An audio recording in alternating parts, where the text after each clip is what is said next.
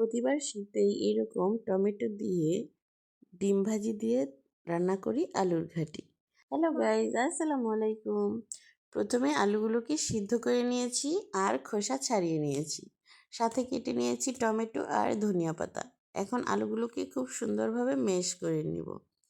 অনেকে একে আবার মিহিভাবে ম্যাশ করে তৈরি করে আলুর ডাল, আর আমরা করি আধা ভাঙ্গা। আধা ভাঙ্গা করলে কি হয়, আলুগুলো একটু আস্ত আস্ত থাকে, বোঝা যায় যে এটা আলু ঘাটি। অনেকে আবার মাছ দিয়েও এই আলু ঘাটিটা তৈরি করে। আমাদের বাসায় মাছের চেয়ে ডিম দিয়েই সবাই এই আলু ঘাটিটা পছন্দ করে। কোনো কোনো সময় দেখা যায় সিদ্ধ করা ডিম দিয়ে করি, আবার কোনো কোনো সময় দেখা যায় ডিম ভেজে রান্না করি।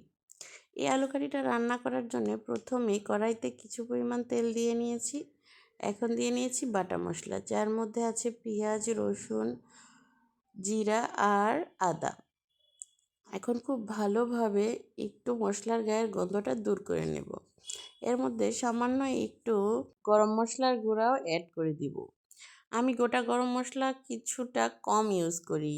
গোটা গরম মশলার ভিতরে কালো কালো দানাগুলো মুখে পড়লে আমাদের বাড়ির কেউই ভাত খেতে পারে না, তাই। এই যে দেখো, এখন দিয়ে নিলাম কিছু পরিমাণ হলুদ, অর্থাৎ পরিমাণ মতো হলুদ। এখন বেশ খানিকটা পানি দিয়ে ভালো করে কষিয়ে নেব। সবশেষে দিয়ে নেব মরিচের গুঁড়া।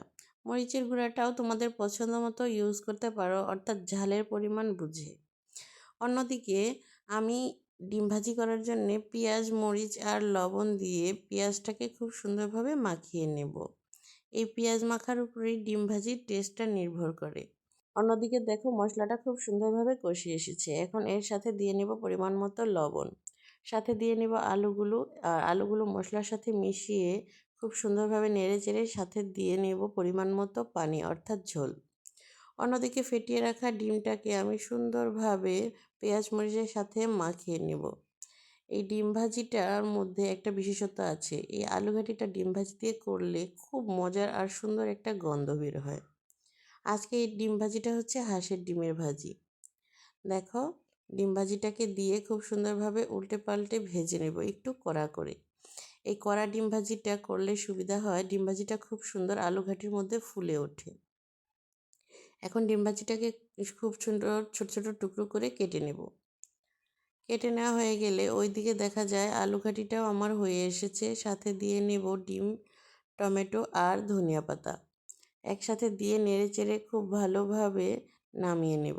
আজকে আমার রান্নার এই ছোট্ট ভিডিও এই পর্যন্তই। দেখা হচ্ছে নেক্সট ভিডিওতে। Thanks for watching my video. আল্লাহ হাফেজ।